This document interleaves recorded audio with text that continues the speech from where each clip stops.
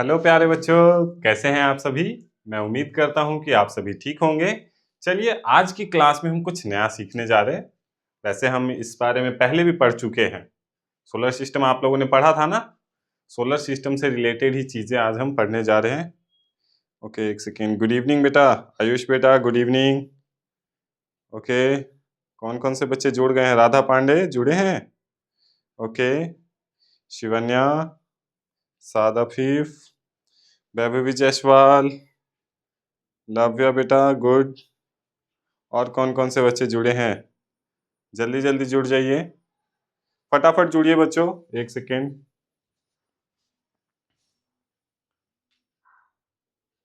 जल्दी जल्दी कीजिए, सभी बच्चे जुड़ जाइए। आज हम कॉम्प्रिहेंशन करने जा रहे हैं, पता है ना। कॉम्प्रिहेंशन हम ऑलरेडी 2-3 कॉम्प्रिहेंशन कर चुके हैं। कॉम्प्रिहेंशन में आखिरकार होता क्या है, ये पता है आपको? याद है कुछ या भूल गए हो? याद है? चलो, मैं थोड़ी सी चीजें आपको ना याद कराता हूं कि आखिरकार कॉम्प्रिहेंशन में होता क्या है। ठीक है। कॉम्प्रिहेंशन, वैसे आज हम सिर्फ अर्थ के बारे में पढ़ेंगे। ठीक है। ये जो कॉम्प्रिहेंशन है, इसमें अर्थ के बारे में हमें जानना है। आपको ये चीज पहले पता है कि हमारे सोलर सिस्टम में कितने प्लैनेट्स हैं? बताओ, कितने बच्चों को पता है? फटाफट एक बार कमेंट करिए तो। कितने नंबर्स है? 1 2 3 4 5 6, कितने? बताइए, जल्दी जल्दी कीजिए, देखते हैं कितने बच्चों को पता है। फटाफट करते हैं। कितने बच्चे कमेंट कर रहे हैं? एक बार कमेंट भी देख लेता हूं मैं। जल्दी जल्दी कीजिए, बताइए। आपके सामने है ये सभी प्लैनेट्स। टोटल 8 प्लैनेट्स है। कौन कौन से? सबसे पहला प्लैनेट कौन सा है? मरकरी, है ना, जो कि सूरज के सबसे नजदीक है। उसके बाद आता है सेकंड, वीनस। ये जो है अर्थ की सिस्टर भी इसे कहा जाता है। जानते क्यों? क्योंकि ये लगभग साइज में अर्थ के बराबर ही है, इसी वजह से इसे अर्थ सिस्टर भी बोला जाता है। ठीक है। इसके बाद आता है हमारी धरती, यानी कि अर्थ। ठीक है। हमारा जो प्लेनेट है वो कौन से नंबर पे है? तीसरे नंबर पे, सूरज से तीसरे नंबर की दूरी पर है। ठीक है। इसके बाद आता है मार्स, फिर आता है जुपिटर। और ये मार्स तक जितने प्लेनेट है, ये सभी सॉलिड फॉर्म में, यानी कि रॉक के फॉर्म में है। यानी कि इस पे हम अगर खड़े होना चाहें तो खड़े हो सकते हैं। लेकिन मार्स के बाद जो प्लैनेट्स है, आपको पता है वो सभी प्लैनेट्स क्या है? गैस के फॉर्म में बने हुए। ये प्लैनेट्स गैस के फॉर्म में, यानी कि आप समझते हैं गैसेस फॉर्म में, यानी कि छोटे छोटे डस्ट पार्टिकल्स जैसे धूल मिट्टी से बनी हुई। ठीक है। लेकिन वो धूल मिट्टी जब एक साथ एब्जॉर्ब हो जाते तब वो ठोस बन जाता है ना। आपने देखा होगा, धूल आप उठाकर रखते हैं कटोरी में, और उसमें जब आप पानी मिला देते हो और उसको मिलाकर सूखने को डाल देंगे तो वो ठोस हो जाएगा। लेकिन वही जब वो रेत की तरीके से होता है, हवा में अगर उसे उड़ा दिया जाए तो वो कैसा होगा? गैसियस फॉर्म में, है ना। तो गैस के ऊपर क्या हम खड़े हो पाएंगे बच्चों? बताओ, गैस के ऊपर हम खड़े हो सकते हैं? ये सभी गैस जाइंट्स है, यानी कि गैस के फॉर्म में। जुपिटर, सैटर्न, यूरेनस और नेपच्यून, ये ऐसे प्लैनेट्स हैं जो कि गैसेस के फॉर्म में बने हुए हैं। यानी कि इस पे लाइफ बिल्कुल इम्पॉसिबल है। वहां हम खड़े ही नहीं हो सकते तो जिंदा कैसे रहेंगे, है ना। लेकिन मार्स तक के जो प्लैनेट्स है, ये सभी सॉलिड फॉर्म में है। तो ये जो 2 प्लैनेट्स है, ये तो इतने नजदीक है सूरज के कि यहाँ पे गर्मी बहुत ज्यादा होती है। और ये ऐसे प्लैनेट है जहाँ ठंड बहुत ज्यादा होती है। लेकिन अर्थ और मार्स, ये ऐसे प्लैनेट्स है ना जहाँ पे लाइफ एग्जिस्ट कर सकती है। मार्स पे अभी है नहीं, लेकिन चांसेस है कि कुछ सालों में, आज से मतलब 100-200 साल बाद, हो सकता है कि मार्स पे भी लोग जाने लगे, है ना। ऐसा अंदाजा लगाया जा रहा है, अभी कुछ कंफर्म नहीं है। बाकी ये सारी चीजें हम रखते हैं साइड में और बढ़ते हैं अपने पैसेज की तरफ। पैसेज में आपको पता है ना, आपको एक मतलब अलग से कुछ भी उठाकर दे दिया जाएगा और उसे आपको पढ़ के कुछ क्वेश्चंस आपको दिए जाएंगे, उसके आंसर आपको बताने हैं। आपके सामने पैसेज रहेगा, पैसेज में से ही आंसर्स को छांटना है आपको। ठीक है, इतना क्लियर है ना? करें हम लोग? बताइए शिवन्या बेटा, बताओ, फिर हम आगे बढ़ेंगे। बताओ बच्चों, आगे बढ़े? इसके बारे में और जानना चाहते हैं ना? इस पैसेज में क्या करना है आपको? सामने पैसेज लिखा हुआ है, इस पैसेज को पढ़ना है, उसके बाद आपको आंसर देना है। ठीक है। चले शुरू करते हैं ना। ये हमारा चौथा पैसेज है बच्चों। अभी तक हम लोग टोटल 3 पैसेज किए हैं, ठीक है। एक क्लास में सिर्फ एक पैसेज हुआ था, उसके बाद वाली क्लास में 2 पैसेज हुए थे, और आज चौथा है। इसके बाद हो सके तो हम 5वां भी कवर अप करेंगे, ठीक है। चलो मेरे साथ साथ आपको भी पढ़ना है, ठीक है, क्योंकि जब आप पढ़ोगे तो ही आपकी रीडिंग स्पीड भी बढ़ेगी। और पैसेज का काम क्या होता है? हमारे रीडिंग कैपेसिटी को और लिसनिंग कैपेसिटी को इंक्रीज करना, ठीक है। क्लियर है ना? चलो साथ ही साथ मेरे पढ़ना, the earth is known as watery planet because it is the only planet of the solar system contains water in the abundance, ठीक है। इसका मतलब क्या है? जो अर्थ है उसे हम किस प्लैनेट के नाम से जानते हैं? Watery planets. क्यों? ऐसा क्यों है? क्योंकि अर्थ ही एक लौता ऐसा प्लैनेट है जहां पे पानी अवेलेबल है। हमारे पूरे सोलर सिस्टम में जितने भी प्लैनेट्स हैं उन सभी पे पानी है ही नहीं। मार्स भी है तो उस पर भी पानी अभी नहीं ढूंढा गया है, ठीक है। इसी वजह से अर्थ को वाटरी प्लैनेट के नाम से भी हम जानते हैं, ठीक है। Clear? The presence of life on our planet is mainly due to the water and air। और हमारे धरती के ऊपर लाइफ क्यों एग्जिस्ट कर रही है बच्चों? क्योंकि यहाँ पर क्या अवेलेबल है? बताइए। मेनली क्या है? Due to water and air, यानी कि हवा और पानी की वजह से धरती पर लाइफ एग्जिस्ट कर पा रही है। अगर हवा और पानी धरती पे ना हो तो क्या होगा? सिंपल सी बात है, ना हम रहेंगे ना आप रहोगे, है ना। यहाँ तक कि पेड़ पौधे भी सूख जाएंगे। सिंपल सी बात है ना बच्चों, है ना। Clear? More than 2/3 of the earth surface is covered with the water.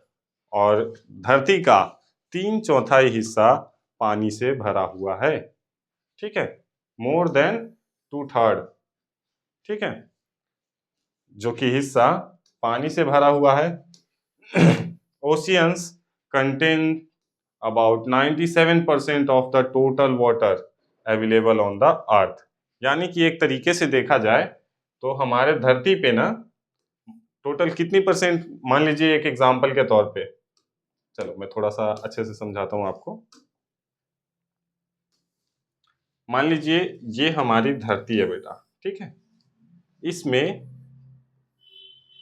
3/4 यानी कि 4 में से 3 हिस्सा जो है वो पानी से भरा हुआ है। ये 3 हिस्सा किस चीज से भरा हुआ है? पानी से। और सिर्फ ये जो एक हिस्सा बचा है उसी एक हिस्से पे हम लोग रहते हैं। यानी कि अगर देखा जाए तो 75% धरती पे 75% हिस्सा जो है वो सिर्फ पानी से कवर्ड है, ठीक है। इसके साथ साथ यहाँ जो 75% वाटर है बेटा, इसमें भी 97% जो वाटर है वो ओशियन ने कवर कर रखा है, यानी कि समुद्र ने। और आपको भी पता है समुद्र का पानी पीने योग्य नहीं है ना। क्लियर है ना? समुद्र का पानी पीने योग्य क्यों नहीं है बताइए। कोई बच्चा है हमारे साथ मुंबई, महाराष्ट्र, इन सब जगहों से, जो मतलब समुद्र के किनारे गए हो, समुद्र में नहाए हो, तो उन्हें पता होगा कि आखिरकार समुद्र का पानी पीने योग्य क्यों नहीं है। फटाफट बताइए तो क्यों नहीं है? उसमें क्या मिला हुआ है ऐसा कि वो पानी पीने योग्य नहीं है? बताओ। समुद्र का पानी जानते हो क्यों नहीं है पीने योग्य? क्योंकि समुद्र का पानी जो है बेटा वो बहुत ज्यादा खारा है। और सिंपल सा बात है, आप नमकीन पानी तो पियोगे नहीं, है ना। आपको चाहिए प्योर वाटर। और खारा पानी पियोगे तो आपके लीवर, डाइजेशन, ये सब कुछ मतलब अंदर का जितना भी मटेरियल है आपका वो सब खराब हो जाएगा, डैमेज हो जाएगा, है ना। आपका लीवर गल जाएगा, किडनी खराब हो जाएंगी, ये सारी चीजें आपको प्रॉब्लम फेस करनी पड़ सकती है अगर आप गंदा पानी पीते हो तो, ठीक है। तो अर्थ का ना 97% हिस्सा जो है, एक सेकेंड, 97% हिस्सा जो है 75% में से, ये नहीं कि अर्थ के उसमें से, मान लीजिए ये 75% को अगर हम इतना रख देते हैं, मान लीजिए 75% ये हिस्सा है,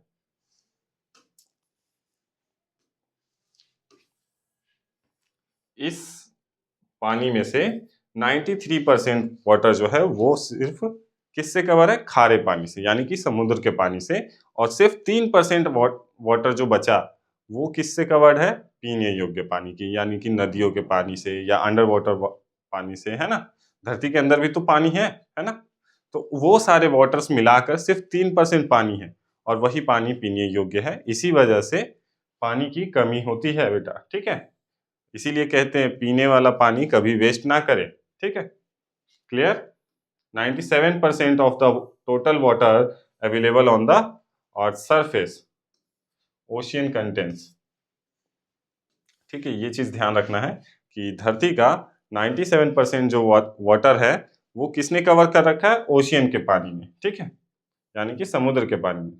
the fresh water found in the form of snow and ice on the ground and water in lakes and rivers contains from remaining 3%, यानी कि जो सिर्फ 3% हिस्सा पानी का बचा हुआ है वो किस फॉर्म में है?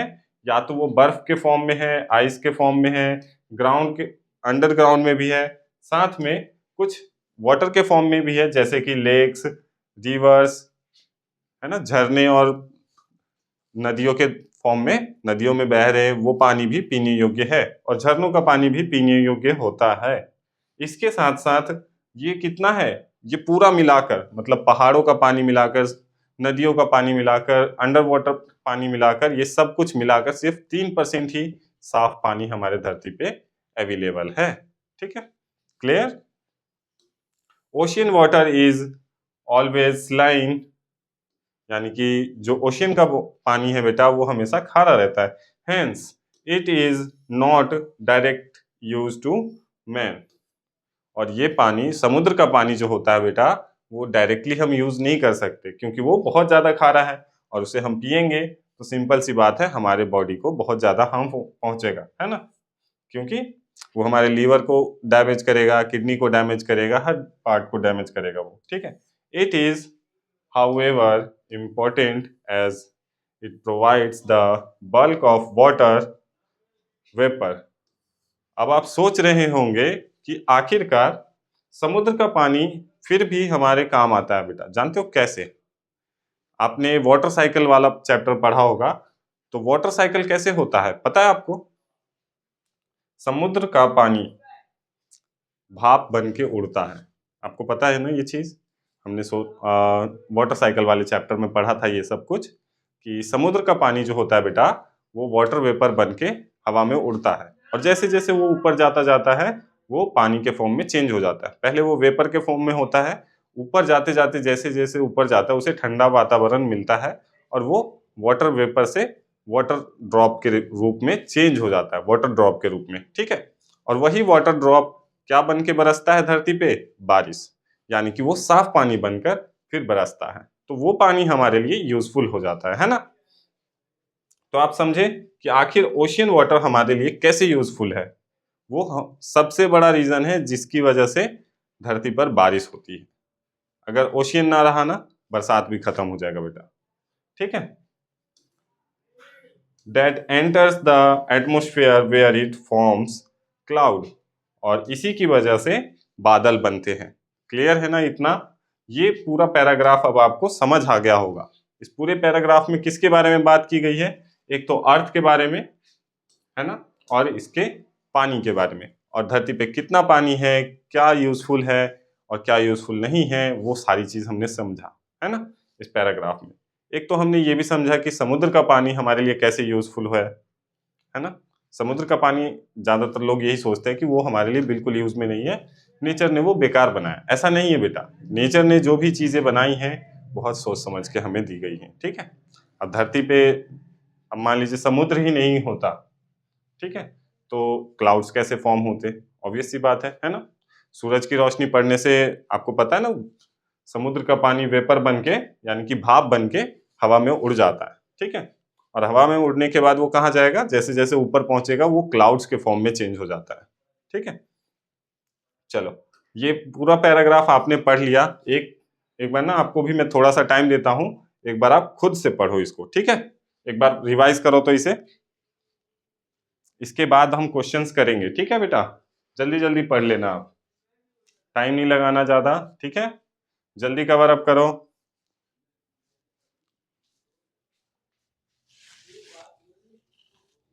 जल्दी कीजिए।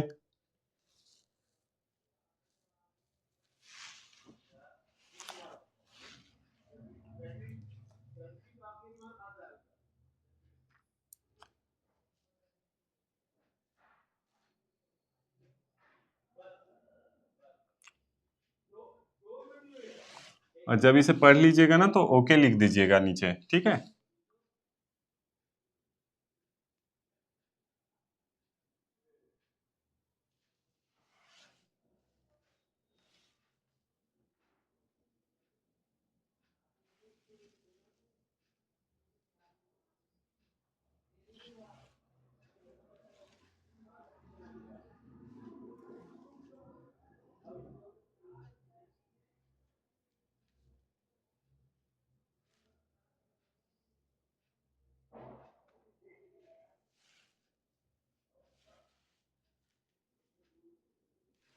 जल्दी रिवाइज करिए।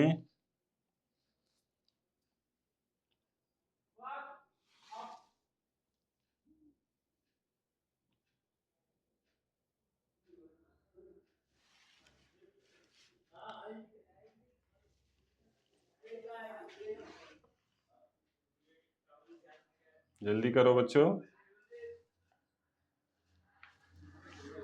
पढ़ा सभी ने? बहुत स्लो करते हैं।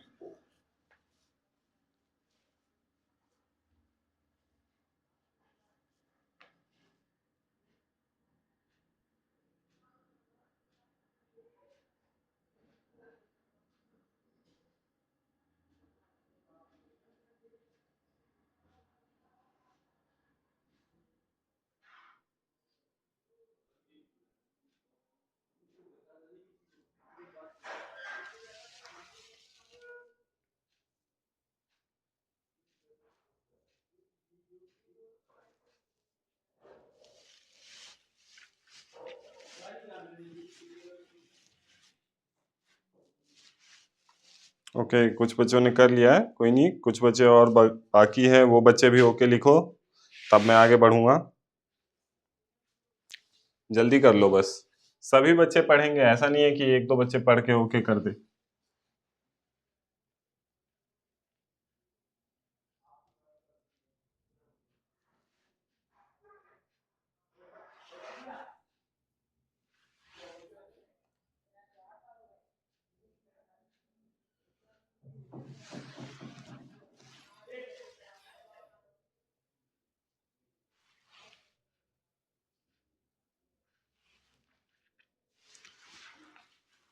चलो, हो गया ना सभी बच्चों का? बताइए, सभी बच्चों ने इसे पढ़ लिया ध्यान से? फिर मैं आगे चलता हूं, है ना। अब आपके सामने क्वेश्चन रहेगा, ऊपर में ये पैराग्राफ भी लिखा रहेगा। अब इस क्वेश्चन के आंसर आपको देने हैं, ठीक है। क्लियर है? आपके सामने ये क्वेश्चन है, नीचे में क्वेश्चन दिया गया है और ऊपर में वही पैराग्राफ है। इस पैराग्राफ को पढ़ के आप इसका आंसर दे सकते हैं, ठीक है। आपके सामने हिंट रहेगा, क्योंकि एग्जाम में भी आपको पैराग्राफ सामने में मिलेगा, उसी में से आपको आंसर छांट कर देना होता है इसमें, ठीक है। The presence of life on our earth is due to dash, ठीक है। Good food and crops. धरती पे आखिरकार लाइफ संभव होने का क्या रीजन है बेटा, बताओ। धरती पे लोग जिंदा क्यों रह पा रहे हैं? क्या अच्छा खाना और क्रॉप्स की वजह से, good road and mount Motors car की वजह से, एयर एंड वाटर की वजह से, एंड सनलाइट की वजह से? आपको बताना है ऑप्शन ए, बी, सी और डी। चलिए, एक सेकेंड, मैं टाइमर ऑन कर देता हूँ पहले, है ना, वो सही रहेगा। 1 सेकेंड।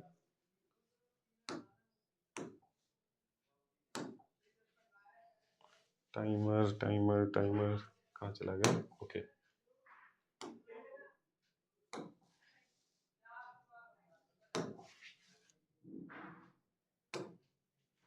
चलो, आपका टाइमर यहाँ आ गया है, ठीक है। मैं टाइमर को यहाँ रख देता हूँ, ठीक, और आपको देता हूँ मैं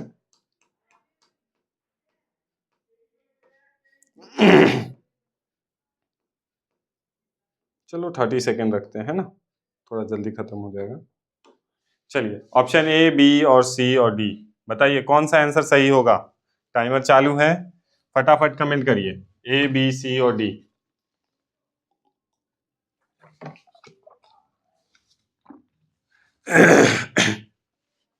बताओ बच्चों, क्या होगा इसका सही answer? The presence of life on our earth is due to, आखिरकार धरती पे लाइफ क्यों संभव है? पैराग्राफ में भी आप पढ़ सकते हो या फिर आपने पढ़ा होगा तो ही आप समझ गए होंगे। चलिए, कुछ बच्चों ने सही आंसर दिए हैं, चलिए उनके लिए गुड है। इसका सही आंसर जो है बेटा वो है ऑप्शन सी। जानते हैं क्यों? मैंने पैराग्राफ पढ़ा था तब भी आपको समझाया था ना। एयर एंड वाटर, धरती पे लाइफ क्यों संभव है? Due to air and water, हवा और पानी की वजह से। हवा पानी ना रहेगा तो क्या होगा? पेड़ पौधे भी सूख जाएंगे, इंसान भी मर जाएंगे। ठीक है, इसी वजह से ना जानवर भी क्यों जिंदा है? हवा पानी सभी जानवरों को भी चाहिए, है ना। अगर ये ना हो तो हम क्रॉप भी नहीं उगा सकते, है ना। क्लियर? पैराग्राफ में आप देखना चाहोगे, पैराग्राफ में भी दे रखा होगा, देखो, due to water and air, यहाँ लिखा है ना, the presence of life on our planet is mainly due to the water and air. इस तरह से आपके सामने पूरा पैराग्राफ है और इसका आंसर देखो बेटा, ये दे रखा है पूरा आंसर, है ना। इसमें शो हो रहा है ना आपको आंसर, यहां से पढ़ोगे, the presence of life on our planet is mainly due to the water and air. Clear? बताओ बच्चों, क्लियर है यहां तक? फिर हम आगे बढ़े, बताओ, आप बोलोगे देन हम आगे बढ़ेंगे। क्लियर है सभी बच्चों को? फटाफट बताइए तो जल्दी। आप चाहो तो पैराग्राफ ध्यान से देखो एक बार, सही है? कौन सा आंसर सही है बताओ। कुछ बच्चों ने गलतियां की थी, जिन बच्चों ने गलतियां की थी अपनी गलतियों को सुधारो बच्चों, ठीक है। क्योंकि गलतियां कर रहे हो कोई दिक्कत नहीं है, आप यहाँ गलती 100 बार करो कोई दिक्कत नहीं है, लेकिन एग्जाम में अगर आप एक भी गलती कर दोगे तो आपके मार्क्स कट जाएंगे, और मैं नहीं चाहता कि मेरे बच्चे ऐसी गलतियां करें, ठीक है। इसीलिए आपको मैं ज्यादा से ज्यादा पैराग्राफ करा के दिखाऊंगा, ठीक है। सॉल्व करेंगे, सारी चीजें करेंगे, ठीक। क्लियर है ना? यहां तक आप समझ गए? चलो नेक्स्ट क्वेश्चन की ओर बढ़ते हैं, क्वेश्चन नंबर 2, ठीक है। आपका टाइम में थोड़ा सा इंक्रीज कर देता हूँ, 40 सेकेंड्स कर देता हूँ। चलो 1 सेकेंड पहले पढ़ तो दूं, उसके बाद आप करना, ठीक है। Surface of, 1 second, surface of the earth is covered with water, more than half, more than 2/3, less than half और लेस देन 2/3। आपको इसमें से बताना है, इस पैराग्राफ में दिया गया था, बताइए, ठीक है। आपका टाइमर मैं चालू कर देता हूं। चलिए अब आपको आंसर देना है, क्या होगा इसका सही आंसर बताओ।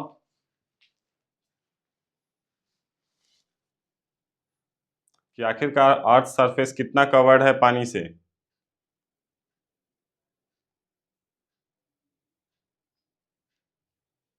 ऑप्शन ए, बी, सी और डी, बताओ जल्दी, टाइम आपका खत्म हो रहा है बच्चों। देखो टाइम भी आपका गया, लगभग खत्म होने वाला है, जल्दी कीजिए।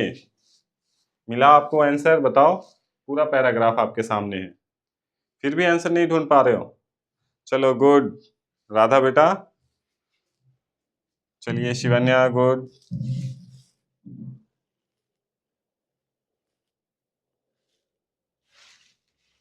शांतनु, ओके, टाइमर आपका खत्म हो गया।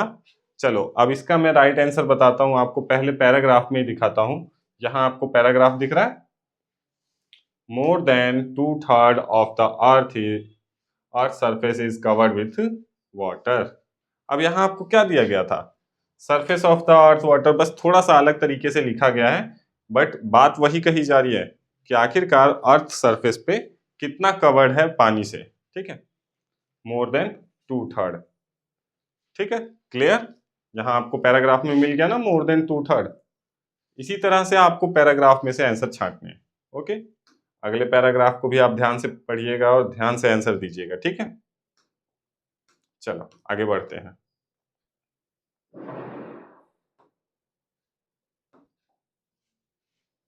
Sport the correct statement. अब इसमें ना कुछ गलत चीज दी गई है, लेकिन और इसमें एक चीज बिल्कुल सही लिखी गई है, वो आपको बताना है कि आखिरकार इसमें से सही मतलब स्टेटमेंट कौन सी है। स्टेटमेंट भी पहचानने के लिए काफी बार पूछा जाता है, ठीक है। तो इसलिए स्टेटमेंट वाला क्वेश्चन है। स्टेटमेंट में क्या होता है, मेनली कुछ 4 पैर स्टेटमेंट दी जाएगी आपके सामने, 4 में से 3 स्टेटमेंट गलत होगी और 1 सही होगी। वही स्टेटमेंट आपको बतानी है कि आखिरकार कौन सी बात सच है, ठीक है। Man uses ocean water directly, ठीक है। क्या इंसान ओशियन वाटर यानी कि समुद्र के पानी को डायरेक्टली यूज करता है? Fresh water is always saline, क्या फ्रेश वाटर हमेशा खारा होता है? Ocean water is always saline, क्या समुद्र का पानी हमेशा खारा होता है? Earth gets water from sun, क्या धरती पानी जो लाती है वो सूरज से लाती है? बताइए कौन सा स्टेटमेंट इसमें सही है। अब आप समझ गए होंगे। जिन बच्चों ने पैराग्राफ को ध्यान से सुना है वो बहुत आसानी से इसका आंसर समझ गए होंगे कि आखिरकार कौन सा सही है स्टेटमेंट। आप बताइए जल्दी से, ए बी सी और डी में। टाइमर आपका चालू है, फटाफट कीजिए। जिन बच्चों ने पैराग्राफ को ध्यान से सुना उनको इसका आंसर 100% पता होगा। बताइए जल्दी, ए बी सी और डी। इसमें क्या सोचना है बच्चों, देखो 3 स्टेटमेंट गलत है, 1 स्टेटमेंट सही है, उसी को ढूंढना है आपको कि आखिरकार कौन सी बात सच है।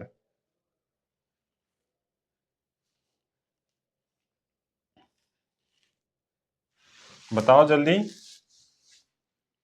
लीजिए टाइमर आपका फिनिश हो गया। अब मैं आपको बताता हूं इसका सही आंसर क्या है।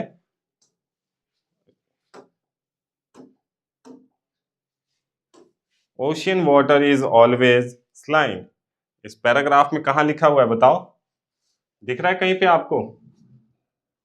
Ocean water is always saline, हाँ दिख गया। देखो, ocean water is always saline, ये स्टेटमेंट बिल्कुल सही है। क्यों?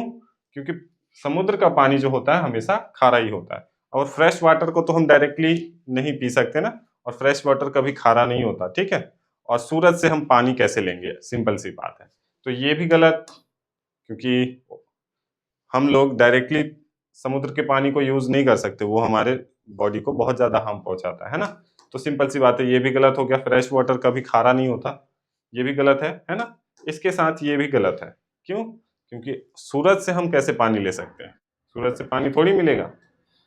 और ocean water is always saline, यानी कि समुद्र का पानी हमेशा खारा होता है, ये स्टेटमेंट बिल्कुल सही है ना। क्लियर? अब चलिए अगले क्वेश्चन की ओर बढ़ते हैं, क्वेश्चन नंबर 4। ओके, ये रहा आपका क्वेश्चन नंबर 4। पढ़ते हैं जरा। Ocean contains 50% of the total water, 3% of the total water, 97% of the total water, ice and snow. बताइए ओशियन यानी कि समुद्र, ओशियंस किसको कहते हैं? समुद्र को। वो कितना पानी कंटेन करती है बताइए। टाइमर आपका स्टार्ट, ठीक है। जल्दी कीजिए, फटाफट कमेंट करिए। ऑप्शन ए, बी, सी और डी। पैराग्राफ में देखो, पैराग्राफ में आंसर मिल जाएगा आपको।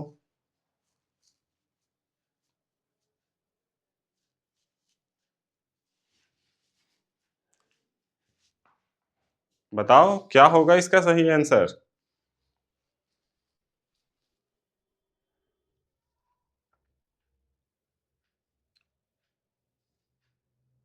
इस क्वेश्चन का मतलब समझ आ रहा है बच्चों?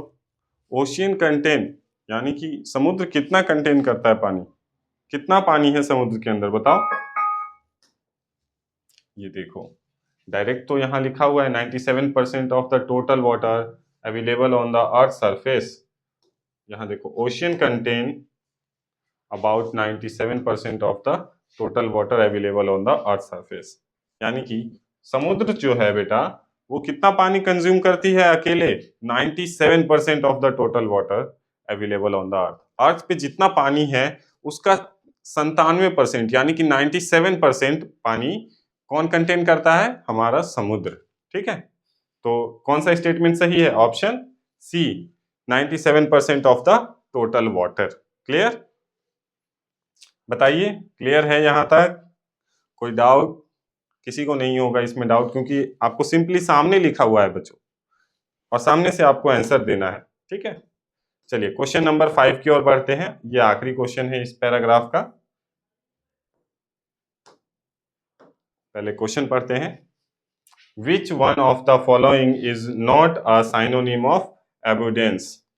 इसमें से abundance का साइनोनिम कौन सा नहीं है? plenty, ampleness, lake और rich, riches। ठीक है, चलिए आपका टाइमर शुरू हो गया है, फटाफट इसका आंसर बताइए। ऑप्शन ए, बी, सी और डी। साइनोनिम वर्ड बताना है इसका, मतलब कौन सा साइनोनिम नहीं है ये बताना है आपको।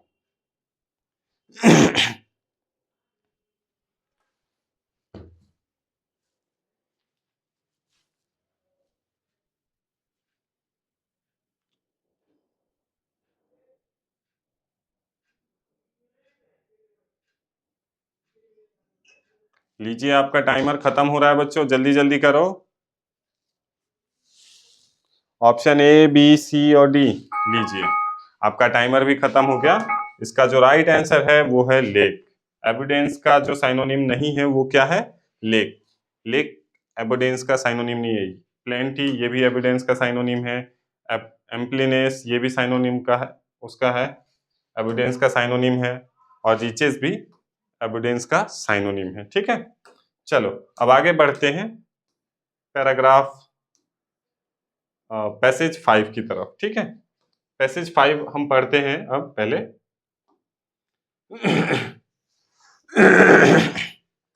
एक सेकेंड। चलो अब पैसेज 5 पढ़ते हैं हम। ठीक है, पैसेज 5 को भी उसी तरीके से सॉल्व करना है जैसे हमने पिछले पैसेज को किया है। ठीक है, पैसेज आपके सामने रहेगा, उसका आंसर आपको देना है। क्लियर? चलो ध्यान रखना। There was once a boy who would never pay any attention to his studies. एक बार की बात है, एक लड़का था जो कि कभी भी अपनी पढ़ाई को ज्यादा मतलब ध्यान नहीं देता था। कभी भी वो पढ़ाई की तरफ ध्यान देता ही नहीं था, हमेशा क्या करता होगा? खेलता कूदता रहता था। His parents sent him to the school. उनके पेरेंट्स ने उसे स्कूल भेजा, but he took to a playing on the road and did not care for the opinion of even those friends who helped him in a danger। और वो लड़का क्या करता था? जब उसके पेरेंट्स ने उसे स्कूल भेजा तो वो क्या करता था? उस पे वो हमेशा खेलता कूदता रहता था, कभी भी पढ़ाई पे ध्यान नहीं देता था, हमेशा खेलता कूदता रहता था। और उसके दोस्त अगर कुछ भी उसे बोलते थे और वो रोड पे हमेशा खेलता था। ठीक है, इसके साथ साथ अगर कोई उसे ओपिनियन देता था, यानी कि उसके जो अच्छे दोस्त थे जो उसकी केयर करते थे, ठीक है, अगर वो कभी उसे कहते थे कि चलो हम लोग साथ में पढ़ेंगे, तो भी वो कभी उसकी बात नहीं सुनता था, हमेशा रोड पे खेलता कूदता रहता था। और वो ऐसे दोस्त थे जो उनकी हमेशा मदद करते थे, उसकी मदद करते थे, लेकिन फिर भी वो उनकी बात को टाल देता था। One day a gentleman who was on the look out. एक जेंटलमैन आया फॉर अ बॉय सर्वेंट, जो कि एक क्या ढूंढ रहा था? एक लड़का ढूंढ रहा था, किसके लिए? सर्वेंट बनाने के लिए। सर्वेंट का मतलब जानते हैं? सर्वेंट का मतलब होता है बेटा नौकर। ठीक है, नौकर बनाने के लिए। Happen to a come across him, और वो आया उस लड़के के पास, और wandering all alone in the street, और वो लड़का क्या कर रहा था? अकेला उस सड़क पे घूम रहा था। ही कैरियड हिम अवे, और उसने उसको पकड़ लिया, और टू अ डिफरेंट टाउन, और उसे लेके गया कहाँ? दूसरे town. Made him a work day and night as a servant, और उससे वो पूरा दिन क्या करवाता था? काम करवाता था, और नाइट में नौकर की तरह उसे पूरा रखता था। ठीक है, now the boy repeated his folly and one day while his master was fast asleep, और एक दिन जब उसका मालिक जो था, जिसने उसे पकड़ के नौकर बना रखा था, वो एक दिन बहुत गहरी नींद में सो रहा था, तो वो वहां से क्या हुआ? भाग गया। ही slipped away and after a good deal of trouble reached home, और बहुत सारी कठिनाइयों का सामना करके वो जब भाग कर अपने मम्मी पापा के घर गया, ठीक है, घर गया वापस, he applied himself hard to his books, no now and roses in after life to be great man. Okay, इस पूरा पैराग्राफ में क्या समझाया गया है कि एक बार की बात है, मैं इसे हिंदी में आपको समझाता हूं। एक लड़का था जो कि हमेशा क्या करता था, खेलता कूदता रहता था। कभी भी उनके पेरेंट्स ने उसको स्कूल तो भेजा, लेकिन वो स्कूल नहीं जाकर क्या करता था, सड़क पे ही हमेशा खेलता कूदता रहता था, ठीक है।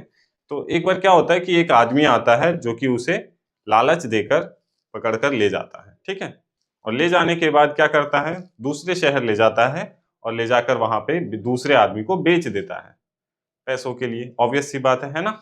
और बेचने के बाद वो क्या करता है, जो आदमी उसे खरीदता है वो उससे बहुत सारा काम करवाता था पूरे दिन, ठीक है, रात में भी नौकरों की तरह काम करता रहता था वहां पे बैठकर वो अपना, ठीक है।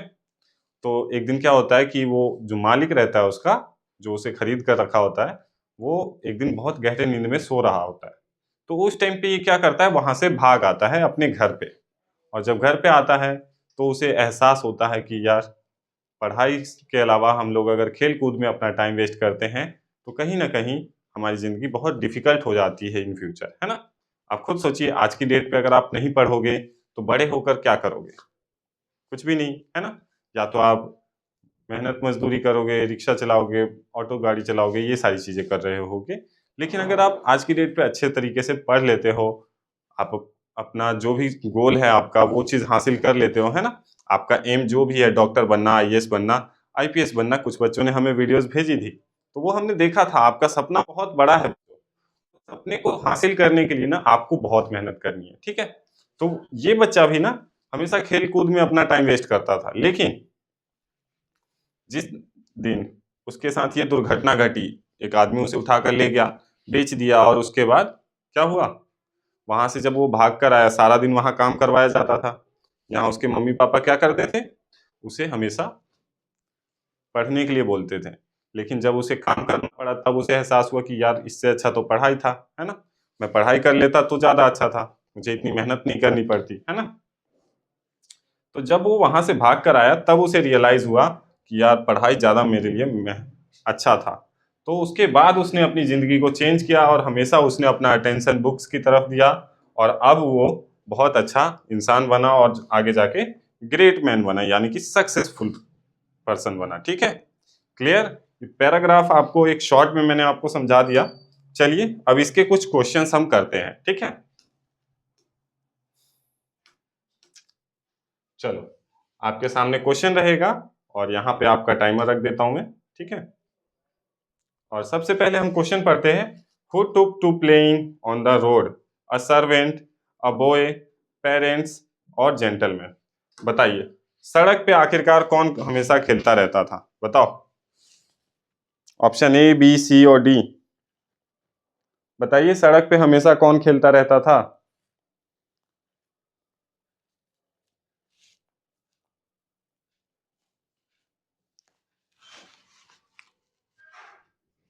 ऑब्वियस सी बात है, इसका आंसर तो सभी बच्चों को पता होगा। टाइमर भी ऑन नहीं हुआ, बताओ। यहाँ तो ये गलती हो गई ना। चलो, कोई दिक्कत नहीं है, बाकी इसका आंसर आप सभी को पता होगा कि जो इसका राइट आंसर है वो है ऑप्शन बी, ठीक है। A boy who took to playing on the road, कौन हमेशा सड़क पे खेलता रहता था? वो लड़का, है ना, अ बॉय। यहाँ दिया गया ना, a boy who will never pay attention to his studies, his parents और school, but he took to playing on the road. लेकिन उसके पेरेंट्स ने उसे स्कूल तो भेजा, लेकिन वो हमेशा सड़क पे खेलता रहता था। क्लियर? चलो आगे बढ़ते हैं क्वेश्चन नंबर 2 की तरफ, ठीक है। चलो क्वेश्चन नंबर 2 पढ़ते हैं। Who helped him in a danger, friends, parents, gentleman, a boy servant? बताओ, कौन उसकी हमेशा मतलब मुसीबत में मदद करता था? आप इस पैराग्राफ के हिसाब से बताना क्योंकि पैराग्राफ में इसका आंसर दिया हुआ है, ध्यान से पढ़ो, दिखेगा आपको। ठीक है, टाइमर को शुरू कर दिया मैंने। चलिए फटाफट इसका आंसर दीजिए, इसका आंसर गलत मत करना बच्चों, ठीक है, ध्यान से देखो, आपको आंसर मिल जाएगा। मिला किसी को आंसर? बताओ। मुझे तो मिल गया है, आप बताओ आपको मिला या नहीं मिला। मैंने देख लिया इसका आंसर, आप लोगों को नहीं दिखा? बताइए। Who help in him in a danger, किसने उसकी, कौन उसकी मदद करता था हमेशा उसके, मतलब मुसीबत में उसकी, बताइए। जब भी वो मुसीबत में होता था तो उसकी मदद कौन करता था? लीजिए आपका टाइमर खत्म हो गया। अब मैं बताता हूं, उसके दोस्त, है ना, देखो यहां दिया है ना, friends who help him in a danger. ठीक है, कौन मदद करता था? उसके फ्रेंड्स। ठीक है, क्लियर? पैराग्राफ में आपको दिख रहा है ना यहाँ, friends who help him in a danger. चलो क्वेश्चन नंबर 3 की तरफ बढ़ते हैं। क्वेश्चन नंबर 3 पढ़ते हैं पहले। What did the gentleman make him to do day and night? Play, study, work और sleep। जब उसे एक इंसान उठा कर ले गया तो वो उससे क्या करवाता था पूरा दिन, दिन में और रात में क्या करवाता था? अगर सिंपल सी बात है ना, उस बच्चे को जब वो इंसान उठा कर ले गया और जिस इंसान ने उसे खरीदा, वो इंसान क्या करता था? क्या उससे बोलता था कि जाओ तुम पूरा दिन खेलो, ऐसा बोलता था क्या? या फिर पढ़ने को बोलता था, या फिर काम करवाता था, या फिर हमेशा बोलता था कि तुम सो जाओ, ऐसा बोलता था? बताओ कौन सा आंसर सही होगा? फटाफट आप आंसर दो। ऑप्शन ए, बी, सी और डी। थोड़ा कॉमन सेंस है, मैंने मतलब इस स्टोरी को भी समझाया आपको, तो भी आप समझ पाओगे। इसका आंसर बताओ। जो जेंटलमैन था वो उससे क्या करवाता था पूरा दिन और रात? दिन रात क्या करवाएगा? सिंपल सी बात है, अगर आप किसी को लेकर आए घर पे, काम करने के लिए ही लेकर आओगे ना, है ना? बताओ, वो इंसान भी उसे क्यों लेके गया था? सोने के लिए तो नहीं ले गया था ना, या फिर पढ़ाई कराने के लिए तो नहीं ले गया था? बताइए फिर क्या करने के लिए ले गया था? क्लियर है ना सभी बच्चों को? चलिए कुछ बच्चे सही कमेंट कर रहे हैं। ऑप्शन सी, यानी कि वर्क। वो जेंटलमैन उसे किसके लिए ले गया था? अपने काम करवाने के लिए, है ना? दिन रात उससे नौकरों की तरह बर्ताव करता था, घर में काम, झाड़ू पोछा यही सब करवाता होगा, है ना? क्लियर? तो आप लोग भी समझ सकते हो ना, हमेशा अपने मम्मी पापा की बात माना करो। ठीक है, चलो क्वेश्चन नंबर 4 की तरफ बढ़ते हैं। क्वेश्चन नंबर 4 में क्या है? The word use in the paragraph for not awake is. Not awake is जो पैराग्राफ में दिया गया है वो किसके लिए यूज इन अ पैराग्राफ, किसके लिए यूज हुआ है? अस्लेप, फॉली, ट्रबल और वॉन्डरिंग। बताइए। ऑप्शन ए, बी, सी और डी। मैंने आपको बताया था ना, आपको इसका आंसर ढूंढना पड़ेगा, पैराग्राफ के अंदर ही दिया होगा। बताइए जल्दी जल्दी, बताओ बच्चों।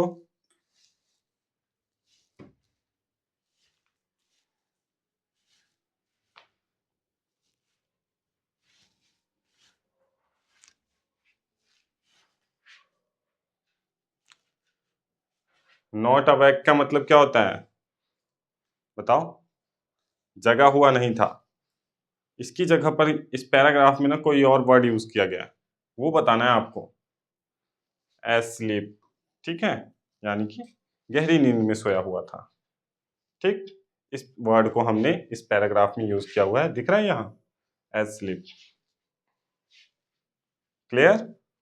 आगे बढ़े, क्वेश्चन नंबर 5, आज का लास्ट क्वेश्चन है ये, है ना?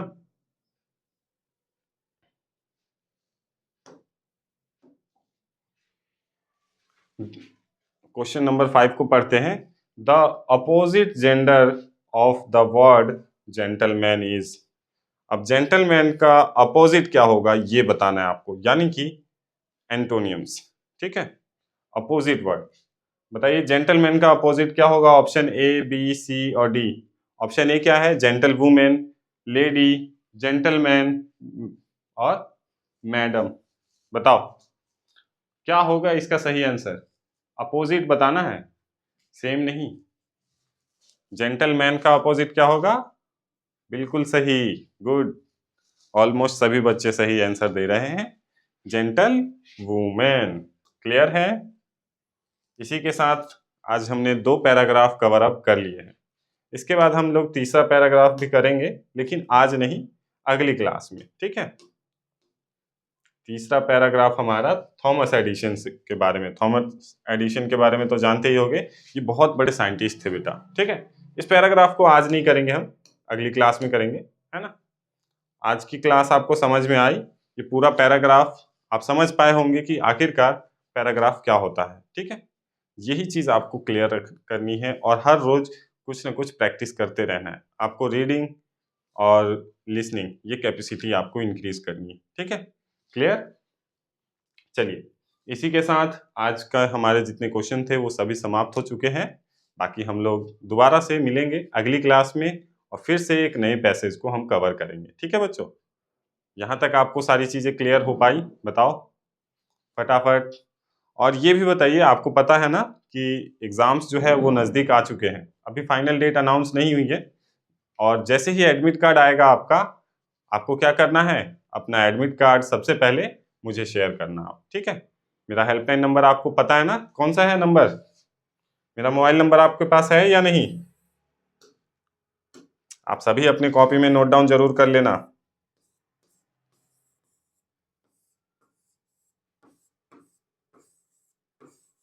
ये मेरा पर्सनल नंबर है बच्चों, ठीक है। आप कभी भी मुझे कॉल कर सकते हो इस नंबर पे। कभी भी आपको रिक्वायरमेंट हो, कभी कोई भी ज़रूरत हो, आप मुझे इस नंबर पे कॉल करना। और जब आपका एडमिट कार्ड आ जाएगा तो सबसे पहले मुझे आप अपना एडमिट कार्ड शेयर करना, तभी हम पता कर पाएंगे कि आपका रिजल्ट आखिरकार क्या आया है, ठीक है। क्योंकि एडमिट कार्ड से ही आपका रिजल्ट का पता चलेगा, ठीक है। क्लियर? सभी बच्चों को ध्यान रखना है। अभी एडमिट कार्ड आए नहीं है, जैसे ही आएंगे सबसे पहले आप मुझे शेयर करना वो नंबर, मतलब एडमिट कार्ड, ओके। और एग्जाम के लिए जी जान से मेहनत करो। अमित सर भी आपको अच्छे तरीके से पढ़ा ही रहे होंगे।